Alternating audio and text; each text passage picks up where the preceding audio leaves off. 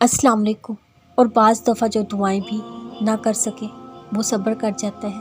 صبر کی طاقت انسان کے گمان سے زیادہ بھاری ہے اور صبر والوں کا اللہ کے ہاں بہت اونچا مقام ہے۔ دنیا کی تلخیوں میں جینا مشکل ضرور ہے، مگر ہمارے پاس تو بڑا مضبوط سہارا ہے جو ہمیں ہر بار تھام لیتا ہے، پھر چاہے سارا جہاں منہ پھیر لے۔ میرا اللہ اپنے بندے کو نہیں بھولتا۔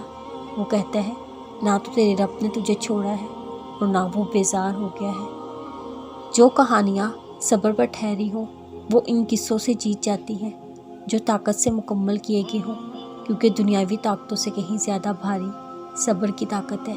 صبر والوں کا تو اللہ سے بڑا گہرا تعلق ہوتا ہے، دعا اور یقین کا تعلق۔ پھر چاہے راہ میں پتھر ہو یا پہاڑ، صبر جیت جاتا ہے، رکاوٹیں ہار جاتی ہیں۔